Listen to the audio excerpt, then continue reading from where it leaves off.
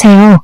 저는 30대 중반에 접어든 아직은 살 날이 더 많이 남아있는 여성입니다. 저에게 몇 개월 전에 일어난 아주 기가 막힌 일이 있어서 한번 풀어보려 사연을 올려보게 되었습니다. 제 인생에 정말 큰 사건이기도 하고 황당한 일이기도 해서 어딘가에 속 시원하게 한번 털어놓고 싶었는데 이런 채널이 있을 줄이야 꿈에도 몰랐습니다. 제가 지금 또 과거의 일을 떠올리니 흥분한 상태이기도 해서 두서없이 내용이 이어질 수도 있기에 양해를 좀 부탁드리겠습니다. 그만큼 저에게는 제 인생의 가장 큰 굴곡이자 큰 사건이었거든요. 그럼 지금부터 제 인생의 가장 큰 사건 한번 시원하게 풀어보도록 하겠습니다. 저에게는 3살이 어린 여동생이 하나 있는데 제 동생에게는 청각장애가 있습니다. 소리를 듣는 세포 자체에 문제가 있어 태어났을 때부터 청각 쪽으로 장애가 있었고 꾸준히 치료와 훈련을 통해 말은 어눌하게 할 수 있는 정도입니다.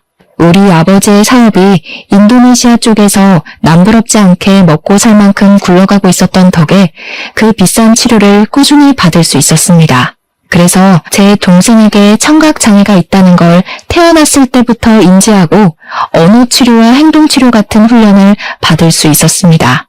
지금이야 언어 치료와 행동 치료가 꽤 많은 센터에서 운영 중이기도 하고 예약만 잘하면 어렵지 않게 받을 수 있는 치료이지만 제가 어린 시절에는 아니었습니다.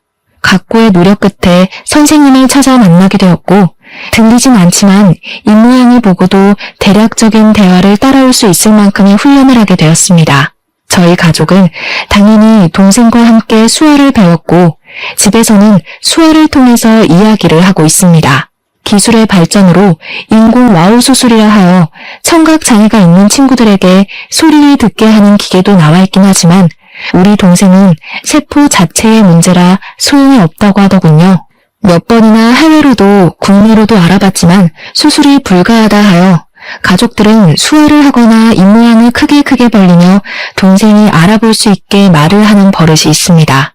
장애라는 게 사람의 마음을 파먹기도 하지만 우리 가족은 있는 그대로의 동생을 받아들이고 있고 서로를 잘 보살피며 화목하게 살고 있었습니다. 학창 시절에도 동생이 괴롭히는 아이들을 항상 혼내며 동생이 보살폈고요. 동생이 수업을 잘 따라갈 수 있도록 제가 옆에서 많이 도와주었습니다. 당연히 우리 자매의 우애가 돈독할 수밖에 없었습니다. 거기다가 동생이 청각장애가 있기 때문에 뒤에서 뒷말을 하는 못된 아이들도 많이 있었기에 저는 그런 동생을 위한 슈퍼우먼이 되어야 했습니다. 다행히 학교가 같은 재단에 있어 초중고를 동생과 같은 학교에서 보내긴 했지만 제가 대학생이 되어 먼저 대학에 진학을 하게 되면서 떨어지게 되었습니다. 동생이 고등학생이 되던 날 어찌나 마음이 떨리고 나 없이도 잘 버틸 수 있을지 걱정이 되던지 물가에 내놓은 아이 같은 마음이 들었더랬죠. 아무튼 제가 대학생이 되어 학교를 다니는 동안 우리 동생은 저 없는 학교에서 꽤 많은 상처를 받았다고 하더라고요. 청각장애가 있는 동생을 꾸준히 괴롭히던 아이들 때문에 동생은 학교는 겨우겨우 졸업을 했지만 사람을 만나는 것을 두려워하게 되었습니다. 저는 그런 동생을 보살피며 취업까지 성공을 하였고 사회인이 되고 나니 정말 너무너무 바쁘더군요. 동생과 항상 주말이면 같이 시간을 보내곤 했었는데 제 일이 너무 바빠지니 주말에는 잠만 퍼질러 자기에도 바빴습니다.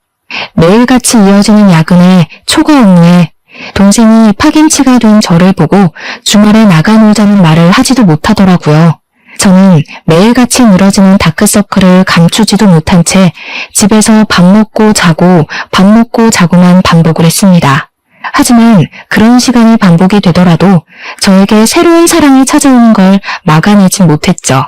매일같이 회사에서 초과 근무를 하다 보니 같은 회사 입사 동기와 자주 마주치게 되었고 업무적인 이야기를 나누다가 사적인 이야기도 나누게 되었습니다.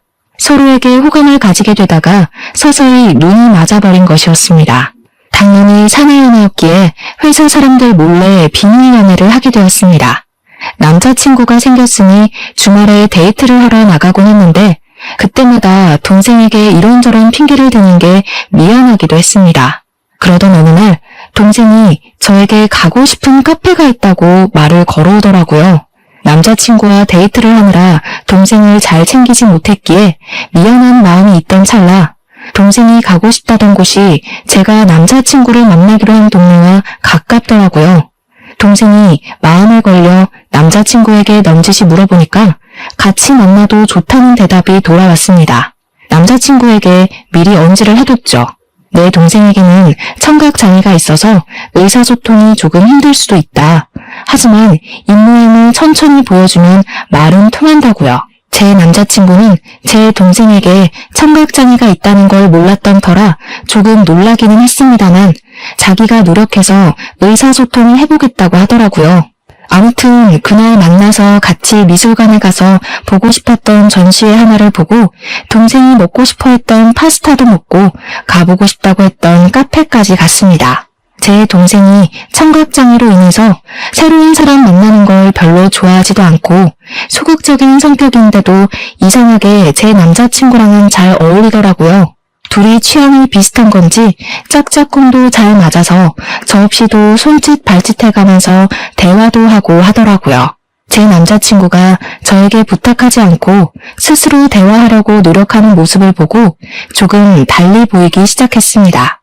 그 이후로 동생이 가끔 형부 만날 때 나도 껴주면 안 돼? 하고 물어봤는데 저는 솔직히 좀 마음이 그렇더라고요. 제 남자친구가 불편해할지도 모르는 일이고 그래서 남자친구에게 먼저 양해를 구하며 물어보니까 자기는 정말 좋다고 같이 보자고 하더라고요. 그러더니 무슨 동네에 봉사 동호회 같은 데에 가입까지 해서는 수어를 배우기 시작했습니다. 저도 모르고 있다가 무슨 유튜브 같은 걸 보고 있길래 뭘 보나 했더니 수어 동작을 배우는 영상이더라고요. 저랑 동생이랑 수어로 대화를 하는 게 멋있어 보였다면서 자기도 그렇게 대화를 나눠보고 싶다고 하더라고요. 그 뒤로 제 남자친구는 정말 각고의 노력을 했고 어설프게 수화를 하며 동생과 대화를 시작했습니다. 제 동생 또한 그런 남자친구의 행동에 감동을 받았는지 둘이 둘도 없는 친구가 되었습니다. 저를 빼놓고 수어로 비밀 대화를 나누는 지경까지 이르렀고 저와 남자친구가 휴가를 맞춰서 여행이라도 가면 둘이 거기서 영상통화를 하며 대화를 하더라고요. 저랑 싸우기라도 한 말이면 영상통화를 켜놓고 이르기까지 하더라니까요. 동생도 제 남자친구 덕분에 집 밖에서 간간히 산책도 나가게 되고 새로운 사람을 만나는 데엔 당연히 주저함이 있긴 하지만 그래도 노력을 해보려고 하더라고요.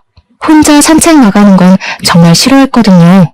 뒤에서 자전거나 오토바이 소리를 못 들어서 위험할 뻔했던 적도 있었고 개가 짖으면서 달려드는데 그걸 몰라서 동네 떠돌이개한테 물린 적도 있었거든요.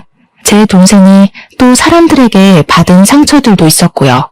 예를 들면 입모양만 봐도 대강 무슨 말을 하는지 다 알 수 있는데 청각장애가 있다고 하니 앞에서 무시하는 말을 하고 그런 거죠. 얼굴은 예쁘장하게 생겨서 귀머거리냐고 불쌍하다고 하는 말들이요.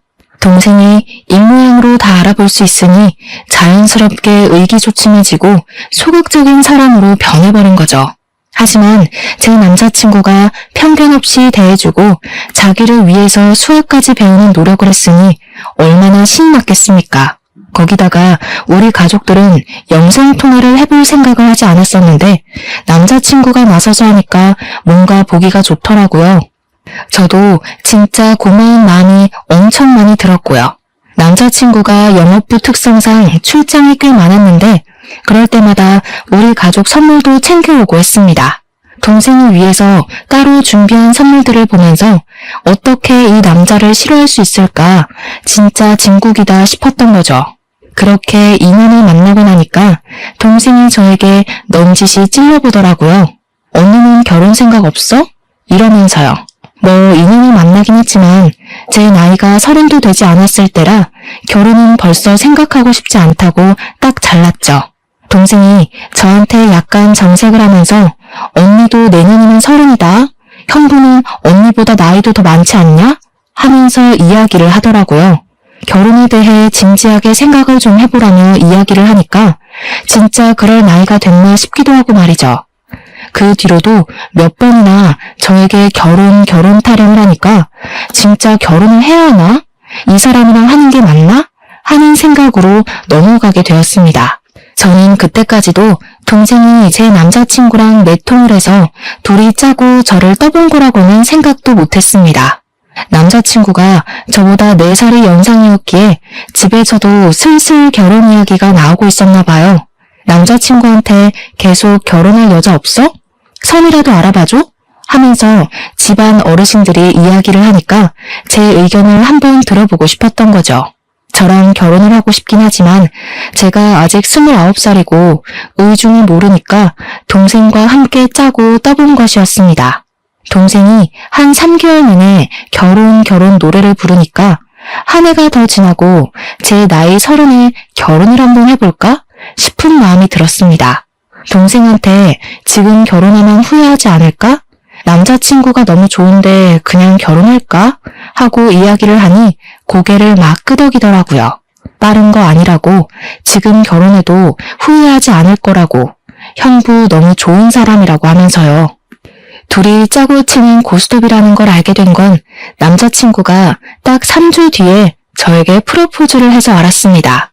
동생이 저에게 어떤 프로포즈를 받으면 감동받을 것 같냐, 뭐 이런 걸 물어봤었거든요.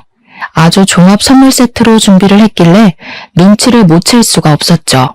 남자친구한테 물어보니까 차일 게 걱정돼서 도움을 좀 받았다고 이야기를 하더라고요.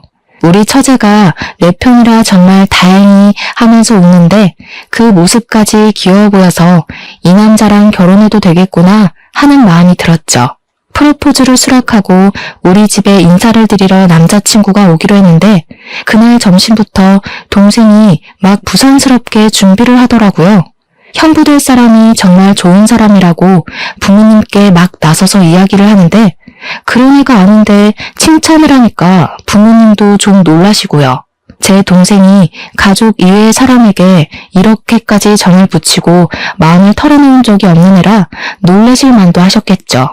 부모님께서는 우리 집은 인성 됨됨이만 잘 잡혀있으면 만사 오케이라고 하시면서 본 적도 없는 남자친구가 마음에 든다고 하셨습니다. 또 제 남자친구가 넉살이 워낙 좋은 사람이라 오자마자 큰절부터 올리고 밥도 고봉밥으로 2그릇이나 먹었습니다. 대화하는 내내 분위기를 얼마나 익살스럽게 잘 이끌고 가던지 저희 부모님도 푹 빠지셨죠. 거기다가 저희 아버지와 술을 한잔하는데 둘이 죽이 너무 잘 맞는 거예요. 둘 다 만취해서 노래방 가자 하더니 정말 온 가족 다 끌고 노래방 가서 신명나게 놀았습니다. 제 동생은 들리지도 않는데도 혼자 탬버린 들고 춤까지 추더라니까요. 진짜 한 6개월치 웃을 거 그날 하루에 다 웃었다고 해도 과언이 아니었습니다. 아무튼 그날 우리 집에서 인사도 잘 드렸고 저도 예비시댁에 방문을 해서 인사를 드리기로 했는데 그제야 남자친구가 이야기를 털어놓더라고요. 사실 그동안 숨기려고 했던 건 아닌데 말하지 못한 게 있다면서 예비시댁의 집안 사정에 대해 이야기를 하기 시작했어요. 남자친구가 어릴 때 아버지께서 돌아가시고 집안의 가장 노릇을 쭉 해왔다고 하더라고요. 당연히 형편이 좋지 못해 대학도 못 갔고 바로 부사관으로 입대를 해서 군 생활을 하다가 27살에 전역을 했다고 하더군요. 할 줄 아는 게 없어서 2년 동안 각고의 노력 끝에 자격증들을 줄줄이 따게 되었다고 했습니다. 지금 회사에 입사를 하게 된 것도 고졸 전형으로 입사를 한 거라며 미리 말을 못해서 미안하다고 하는 겁니다. 아버지께서 돌아가실 때 빚을 좀 남겨놓고 가서 그 빚을 갚으라 여태 모아둔 돈이 별로 없다고 하면서요. 저는 솔직히 너무 놀랐죠. 거의 3년을 만났는데 그동안 그런 사정을 단 한 번도 비치지 않아서 몰랐거든요. 항상 깔끔하게 옷을 입고 다녔고 마음에 공허함이 있다거나 어딘가 부족하다 모자라다 하는 느낌이 전혀 없어서 짐작도 하지 못했었습니다. 그것도 결혼 직전에 와서 그런 이야기를 하니까 순간 마음이 흔들리는 건 어쩔 수가 없더라고요. 제 눈에 동공지진이 일어날까 제 손을 딱 잡으면서 이야기를 하더라고요. 자기가 15년 동안 빚을 갚았다고 고등학교 2학년 때부터 아르바이트를 해서 돈을 벌었다고요. 생활력 하면은 남들과 비교도 할 수 없게 좋고 무슨 일이 있어도 절대 굶길 일 없을 거라고 했습니다. 빚도 다 갚았고 집안에 돈을 퍼줘야 하는 것도 절대 아니니까 걱정하지 말라고요. 단지 집으로 인사를 드리러 갈 텐데 집이 많이 낡아서 보이는 게 전부가 아니라는 말을 하고 싶었대요. 아버지께서 돌아가시기 전에 남겨주신 집이라 차마 처분도 못하고 그 낡은 데서 온 가족이 살았다고요. 가족들의 소중한 추억이 담겨있는 집이라 상속 포기도 하지 못하고 돈을 다 갚을 수밖에 없었다며 덧붙였습니다. 저희 집이 아무래도 넉넉한 집안이다 보니 돈이 없는 사람과 결혼한다는 게 고된 일이라는 생각은 별로 하지 못했어요. 그런 거 있잖아요. 어차피 내가 돈이 있으니 내가 더 준비하면 된다는 안일한 생각을 했다고나 할까요?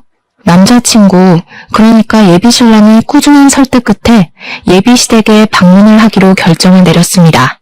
양손 무겁게 가라는 부모님의 말에 선물을 잔뜩 준비해서 예비시댁에 방문을 했는데 조금 놀랍긴 하더라고요. 벽지에는 곰팡이가 죄다 쓸어 있었고 문 경첩은 뜯어져 나가서 문이 덜렁덜렁 붙어있는 수준이었습니다. 현관문이 옛날 빌라처럼 철문으로 되어 있었는데 누가 발로 찬 건지 망치질을 한 건지 우글우글 찌그러져 있었고요. 제가 찌그러진 문을 바라보고 있으니까 예비 시모가 다가와서는 어휴 저걸 고친다는 걸 여태까지 까먹었다고 하시면서 멋쩍게 이야기를 하시더라고요. 예전에 빚쟁이들이 문 열라고 하도 발로 차서 저렇게 됐다고 웃으면서 이야기를 하시는데 저는 속으로 시겁했죠 뭐. 어떻게 발로 차면 문이 저 모양이 되나 싶을 정도로 찌그러져 있었거든요. 제가 방문을 하긴 했는데 시댁이 진짜 냉골이더라고요. 너무 추워서 팔에 소름이 쭉 돋을 정도였다고나 할까요?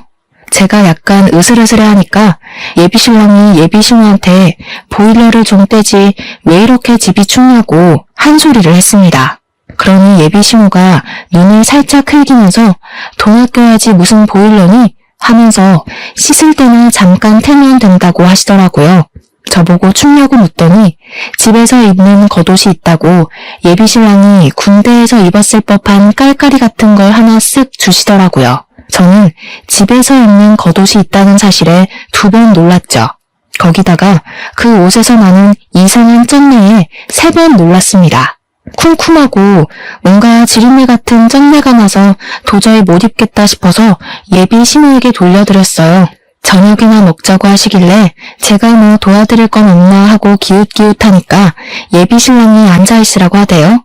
그 말에 예비 신우가 저한테 부잣집 아가씨라던데 그 돈으로 뭘 하겠냐고 가만히 있는 게 돕는 거라고 하시더라고요. 그 말을 듣는데 약간 기분이 쎄한 것이 저를 별로 마음에 안 들어 하시나 싶기도 했습니다. 저녁밥이라고 대충 상을 차려주셨는데 물론 저희 집과는 가정환경 자체가 차이가 나니까 그럴 수 있다 생각을 하면서도 영 기분이 별로인 거예요. 치킨 볶음밥 같은 거랑 김치만 냅다 올려져 있는 상이었는데 예비 신우가 우리 집 김장김치가 정말 맛있다면서 밥 2공기 먹어도 된다고 하시더라고요. 제가 밥을 젓가락으로 뒤적거리다가 이거 치킨이에요? 하고 물어봤더니 예비 신우 하는 말이 어제 치킨 시켜 먹고 남은 걸로 볶았다고 하시더군요. 음식 남기는 거 벌 받는 거라면서 환경 보호해야 된다고 덧붙이시는데 제 얼굴이 다 빨개지더라고요. 물론 제가 상다리 부러질 만큼의 식사를 기대한 건 아니지만 남은 치킨으로 만든 볶음밥에 김장김치 덜렁 있는 건 아무리 생각해도 아니잖아요. 제 표정이 점점 굳으니까 예비신랑이 안절부절하는데 저는 그러면 제가 사온 고기라도 구워주실 줄 알았거든요. 근데 그 고기는 나중에 우리 딸 오면 구워 먹어야지 하면서 냉장실로 직행하더라고요. 도저히 입맛이 없어서 밥 한 술 뜨지도 않고 수저를 탁 내려놨습니다. 그러니 그제야 예비신랑이 예비신우한테 화를 내더라고요. 아니 엄마, 내가 어제 준비 좀 잘해달라고 10만 원 드렸잖아요. 그 돈으로 장도 보고 하시라고요. 어제 네 조카들 놀러왔던 거 몰라서 그래? 걔네도 힘들게 사는데 내가 장이나 보고 그럼 되겠니? 네 조카들 필요한 거 사라고 내가 용돈 줬다. 예비신랑이 아니, 그 돈을 그렇게 쓰면 어떡하냐 하면서 이야기를 하는데 대뜸 저한테 화살이 돌아오더라고요. 예비 신우가 저를 딱 보면서 말을 이어가셨습니다. 나한테 딸이 하나 있는데 우리 마지야 마지. 걔가 어릴 때 시집가서 애들도 좀 크고 그러거든. 걔네도 고생하는데 돈은 없고 아무튼 학원 가야 하는데 돈 없다 난리를 쳐서 내가 용돈 좀 줬어. 아직 결혼도 안 한 사이에 서운하거나 뭐 그런 거 아니지? 그 자리에서 제가 어떻게 서운해요 하겠습니까? 막말로 그건 서운한 게 아니라 저에 대한 예의가 없는 거라고 생각했어요. 손님 불러다 놓고 치킨 볶음밥에 김장김치라니 기가 차서 원. 제가 그냥 아무 소리 안 하고 가만히 있으니까 예비 신우도 좀 민망했는지 그래 뭐 아가씨 돈도 아닌데 하고 넘어가시더라고요. 그날에 기가 막혀서 표정만 더 굳어버렸습니다. 그렇게 찜찜한 자리를 뒤로하고 나왔는데 고민이 엄청나게 되더라고요.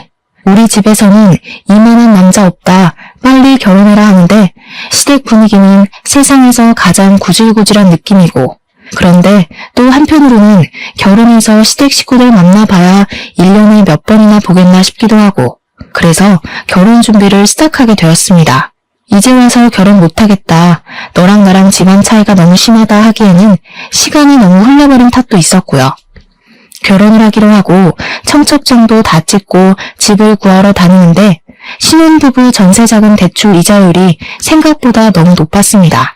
예비 신랑이나 저나 둘 다 기본소득 이상으로 벌고 있어서 그런지 혜택 받을 수 있는 게 거의 없었습니다. 거기다가 아버지 사업체까지 있으니 더 그런 거예요. 결국 제가 골머리를 썩으니까 아버지께서 눈치를 채시고 먼저 말을 해주셨습니다. 사실 제가 동생에게만 슬쩍 이야기를 했는데 동생이 아버지께 이야기를 했더라고요. 언니가 집 때문에 고민이 많아 보인다고요. 아버지께서 저한테 집을 해주시겠다고 그러니 너무 대출받는 거에 신경 쓰지 말라고 해주셨습니다. 저야 너무나도 감사했죠. 제일 중요한 집 문제가 해결되고 나니까 알턴 일을 뺀 기분이었습니다. 집 대출만 안 받아도 솔직히 한 달 생활비에서 엄청난 차이를 보이니까요. 그렇게 모든 준비가 끝나고 결혼식 날이 왔는데 저는 신부 대기실에 내내 있느라 동생에게 무슨 일이 생겼는지 알 수가 없었죠.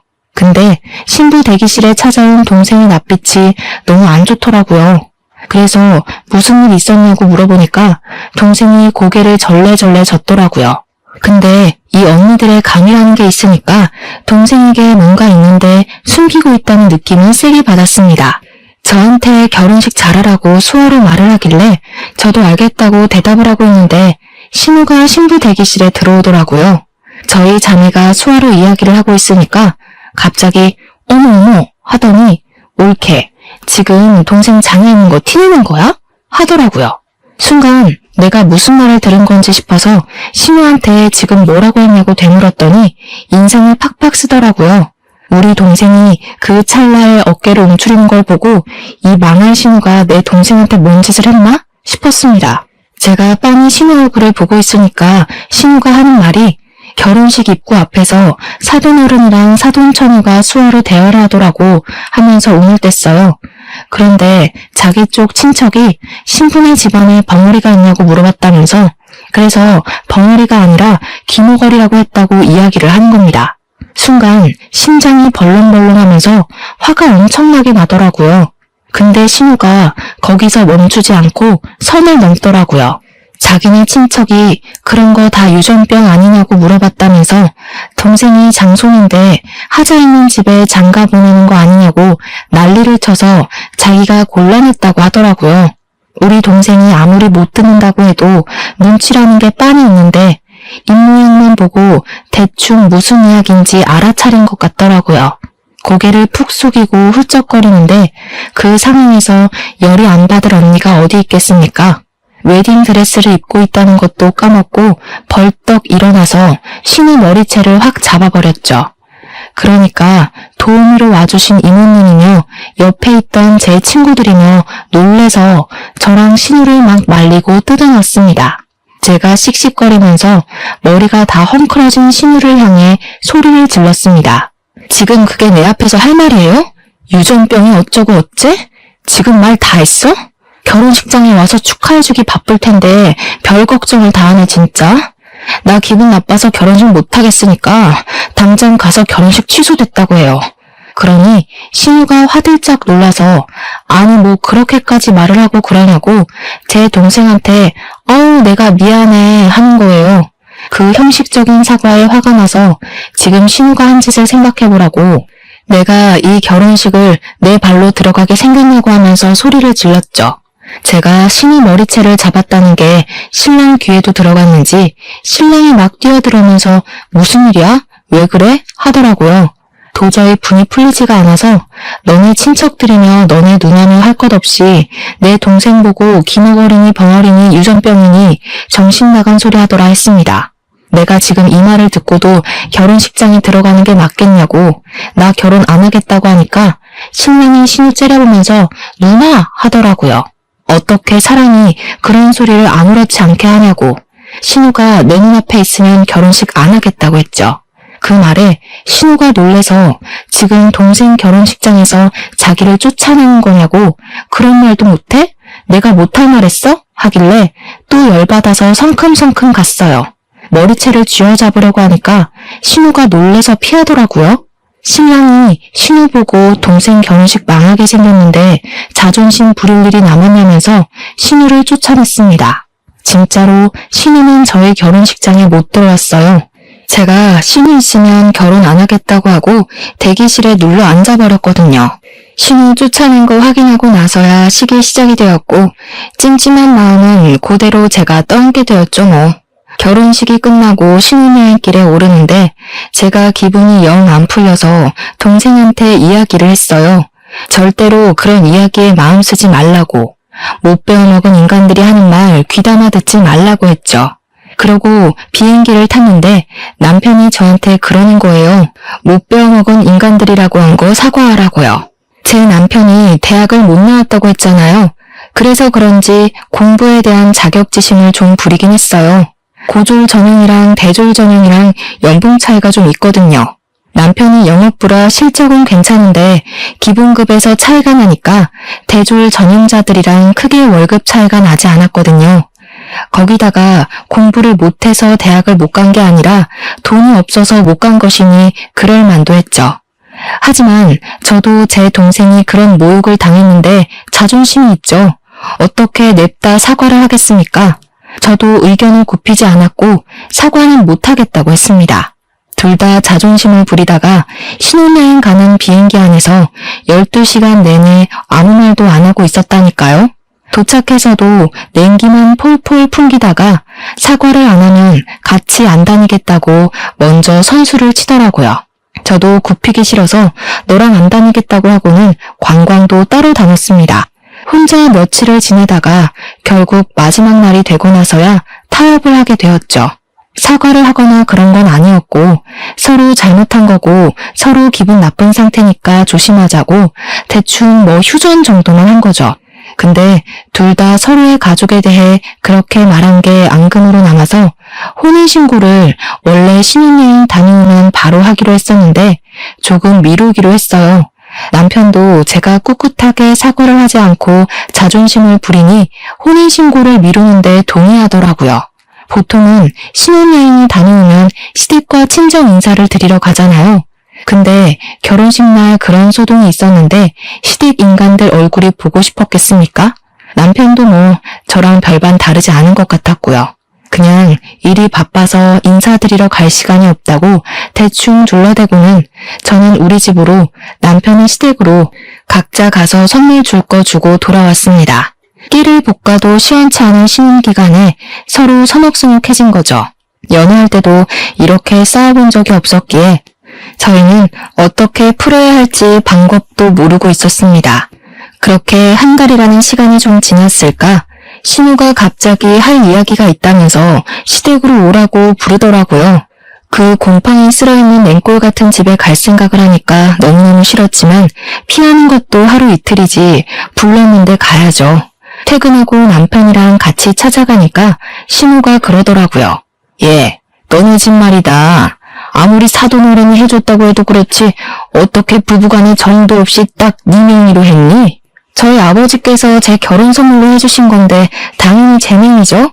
그러면 세금을 좀 많이 내야 하지 않니? 우리 아들 명의로 했으면 세금도 덜 내고 얼마나 좋아. 세금이 다 똑같죠. 얘가 뭘 모르네. 우리 아들이 산 것처럼 매매 형식으로 꾸몄으면 얼마나 좋니? 너한테 가면 상속세도 물어야 할 텐데 당연히 세금이 더 나오지. 애가 헛똑똑이야. 저희 아버지께서 사업체를 운영하고 계신데 지금 탈세를 하라고 하시는 거예요. 어차피 세금도 저희 아버지께서 다 내주셨는데 뭐가 문제라는 거죠? 아버지께서 저한테 돈 쌓아두면 뭐하냐고 딸한테 주는 건 아깝지 않다고 하셨거든요. 그래? 처가 사랑은 사위라던데 사위한테도 아깝지 않으시겠지? 우리 아들 정말 장가 하나는 기가 막히게 갔나 보다. 생각해보니까 사돈네는 전부 딸만 있잖아. 사업은 자고로 남자가 해야 제대로 굴러가는 법인데 사돈댁에는 아들이 없으니까 우리 아들한테 딱 물려주면 되겠다 싶은 생각이 들더라고. 그 말을 듣는데 욕심낼 걸 욕심내야지 진짜 기가 막히더라고요. 가뜩이나 시댁에 대한 인식이 바닥을 치고 있는데 저런 욕심까지 내니까 저게 사람인가 하는 생각도 들고요. 결혼한 지 한 달 막 지났는데 왜 남의 집 사업에 관심을 가지고 욕심을 내는지. 저희 아버지께서는 기업은 기업인이 운영해야 한다는 주의셔서요. 가족들에게 승계할 생각 전혀 없으시고요. 나중에 은퇴하실 때 전문 경영인 두실 거래요. 아니 왜? 그 귀한 사업체를 남에게 맡기니? 우리 아들이 얼마나 노력해서 지금 회사에 입사했는지 너는 알지? 우리 아들 능력 한번 보면 말이 달라지실 거다. 그러지 말고 이참에 사돈네 회사에 우리 아들 한 자리 주라고 좀 해봐. 한 자리에서 능력 좀 보고 기업도 물려받고 하면 딱이지 않겠어? 우리 며느리 능력 좀 한번 보자. 남편이 잘 돼야 아내도 편한 법이야. 어머님, 지금 아들 취업 청탁하시는 거예요? 어머님 아드님은 자기 능력으로는 아무것도 못하는 바보인가요? 지금 다니는 회사도 열심히 노력해서 취업한 거 알아요. 충분히 자부심 느끼면서 사는 것 같던데 왜 그러세요? 우리 아버지 회사에 굳이 취직 안 해도 이 사람 잘하고 있는데 그런 말씀으로 취업 청탁하시면 어머님 아들만 바보 만드는 거예요. 그러니까 신우가 씩씩거리면서 지금 우리 아들 바보라고 했냐, 모자란 놈 취급이냐 하면서 성을 내시더라고요. 제가 뭐 틀린 말 한 것도 아닌데 씩씩거리니까 웃기더라고요. 저도 제 할 말 끝났으니까 그냥 자리에서 일어나 버렸습니다.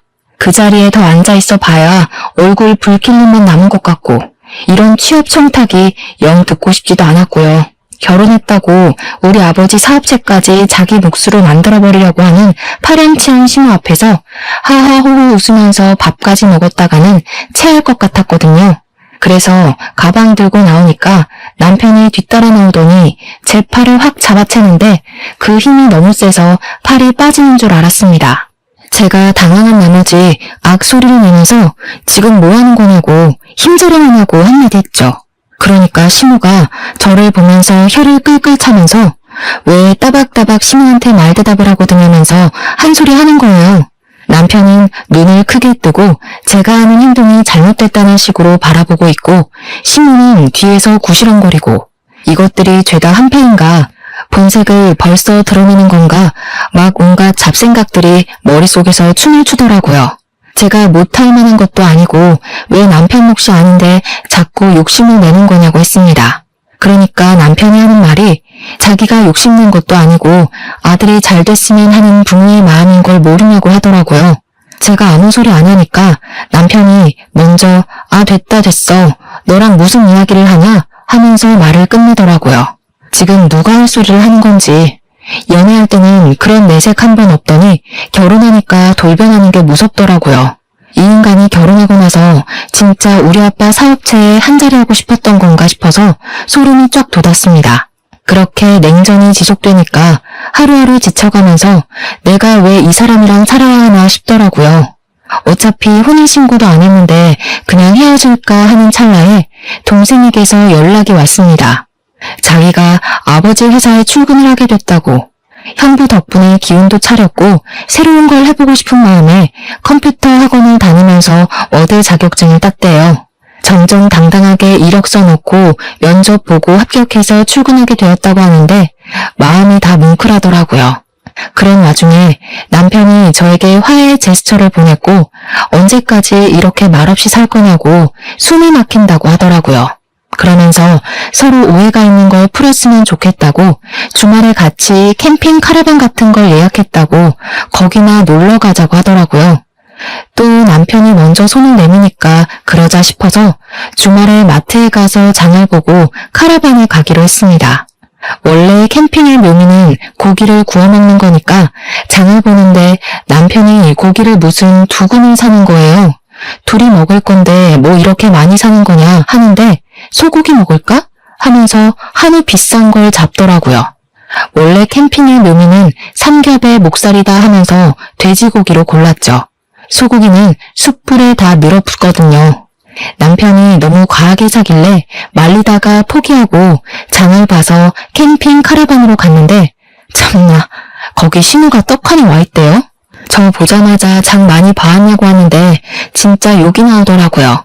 화해 제스처는 개뿔, 신우 식구들 먹일 장만 잔뜩 봐서 강꼴이 된 거죠.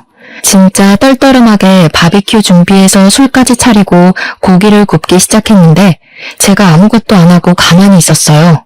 원래 캠핑 같은 데 가면 남편이 고기 굽잖아요.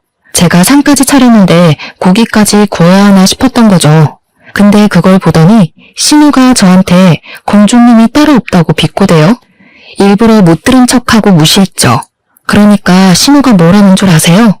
그쪽 집안 기머거리인 거 내가 유전이랬지? 혹시 우리 올케도 내 말이 안 들리나? 그 말을 참고 넘어갈 사람이 과연 몇이나 될까요? 당연히 저도 참지 않았습니다.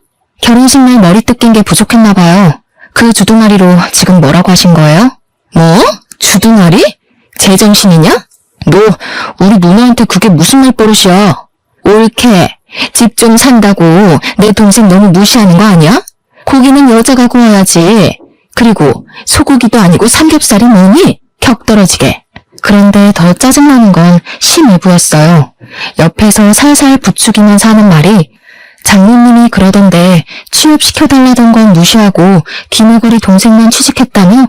하면서 자기도 이직하고 싶다는 겁니다.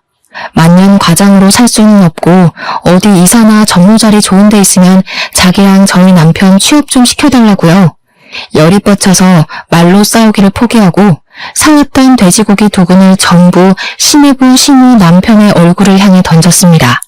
다들 생고기를 처맞고 깍깍거리는데 저도 씩씩거리면서 할 말 다 했죠. 아줌마는 여자 아니야? 시자 붙었다고 시킬 생각만 하네? 그러지 말고 손수 모범을 좀 보이던가. 그리고 전무나 이사? 아저씨가 할 줄 아는 게 뭐가 있다고 그 자리를 달래? 우리 아빠 회사가 무슨 구멍가게인 줄 알아? 능력이 있어야 뭘 시켜주든지 말든지 하지. 취업 청탁은 누가 하는 건데 지금 누구 보고 내 동생은 당당하게 이력서 넣고 합격한 거거든? 진짜 살다 이런 개차반의 무식한 인간들 처음 본다. 그러니 남편이 뭐? 무식? 내가 그런 소리 하지 말랬지? 하면서 달려들더라고요. 야, 돈 없어서 대학을 못 갔다고? 웃기지 마. 장학금도 있고 학자금 대출도 있는데 뭔 핑계야. 그냥 네 성적에 그저 그런 대학 가야 하니까 핑계대고 부사관 간 거겠지. 그리고 그 고기 잘 씻어서 먹으면 되지 않겠어? 가족들끼리 두런두런 좋은 시간 보내고 우리는 여기서 갈라섭시다. 혼인신고도 안 했겠다. 집도 4명이겠다. 혼수도 내가 해왔겠다. 몸만 나가면 되지? 옷까지 몇 개 있는 거 그건 택배로 보내둘게. 착불로. 남편이 뒤에서 부들부들 떨면서 진짜 가면 이혼이야 하는데 저는 이미 갈라서기로 결심했는걸요. 그대로 운전해서 신혼집 비밀번호부터 바꿔버리고 대충 짐 싸서 친정으로 도망을 왔습니다. 친정 부모님이 놀라시긴 했지만 제가 차근차근 모든 일을 이야기하니까 아무 소리 하지 않고 잘 왔다고 해주셨어요. 그 와중에도 카라반에서 1박을 하고 온 건지 다음날 집 비밀번호 뭐냐고 난리치는 거 내 집에 자꾸 들어가려고 하면 가택 침입으로 고소하겠다고 했습니다. 친정집에서 출퇴근을 하는데 같은 회사를 다니고 있으니까 회사에서도 계속 찾아와서 난리를 치더라고요. 한 열흘 지나니까 저도 스트레스를 받고 아버지께서 저한테 그러지 말고 아버지 회사에 들어오는 게 어떠냐고 하셨습니다. 회사에 바로 사표 던지고 아버지 회사에 낙하산으로 들어가기로 했죠. 사표 내고 오전 중에 신혼집 가서 남편 물건 택배로 보내고 나왔는데 오후에 퇴근하고 나서 또 비밀번호 타령하길래 바로 경찰 불렀습니다. 혼인신고도 안 했으니까 가택 침입으로 조사를 받게 됐고 그제야 제가 물을 마음이 없다는 걸 알았는지 갑자기 잘못했다고 하대요. 소 잃고 외양간 고치는 것도 아니고 저는 이미 결심이 섰기 때문에 싹 무시했습니다. 며칠이 더 지나자 이번에는 시모가 재산 분할을 해달라고 연락이 온 거예요. 어디서 뭘 찾아본 건지 재산 분할은 귀책 배우자 상관없이 하는 거라고 당당하게 말하길래 저도 이야기해줬죠. 변호사한테 물어보라고. 고작 5달 살았는데 무슨 재산 분할을 해주냐고요. 거기다가 아직 혼인신고도 안 했는데 재산 분할할 대상도 아니라고 하니까 시모도 변호사한테 물어봤나 봐요. 어디 법률사무소에 가도 똑같은 소리를 하니까 저한테 위자료 1,000만 원만 주면 안 되겠냐고 하더라고요. 위자료는 지금 누가 받아야 하는데 그딴 소리를 하냐고 꺼지라고 해줬죠. 회사도 그만뒀겠다. 신혼집도 꽁꽁 닫아버렸겠다. 남편이 아무리 뻔뻔해도 친정집 와서 난동은 못 부리더라고요. 아버지께서는 시간이 지나면 다 잠잠해질 거라고 하시면서 저를 위로해 주셨습니다. 덕분에 아침마다 아버지랑 동생 손잡고 같이 회사 출근하고 있어요. 이혼이랄 것도 없는 제 짧은 동거 생활 5개월을 이렇게 청산하고 벌써 3개월이라는 시간이 더 흘렀습니다. 아직까지도 가끔은 야밤에 자니? 하면서 문자가 오긴 하는데 나중에 스토커 짓이라도 하면 고소하려고 증거로 남겨주고 있습니다. 전 회사에서도 수근수근 거린다는데 언제까지 붙어있나 두고 보려고요. 저는 아버지 회사에서 출퇴근 잘하면서 동생과 같이 주말에 놀러도 가고 시간을 잘 보내고 있답니다. 남자라면 치가 떨리지만 그래도 가족들은 좋은 사람 만나서 재혼하길 바라는 듯 하시네요. 그건 시간을 두고 천천히 생각해보면 되겠죠? 앞으로는 겉과 속이 다른 사람은 피하고 싶어요, 정말. 아주 짧은 결혼 생활이었지만 비혼도 나쁘지 않은 선택이라는 결심에 힘을 실어준 시간이었습니다. 여러분들도 현명한 결혼 준비 혹은 비혼 준비하시길 바라면서 제 이야기는 여기서 마치도록 하겠습니다.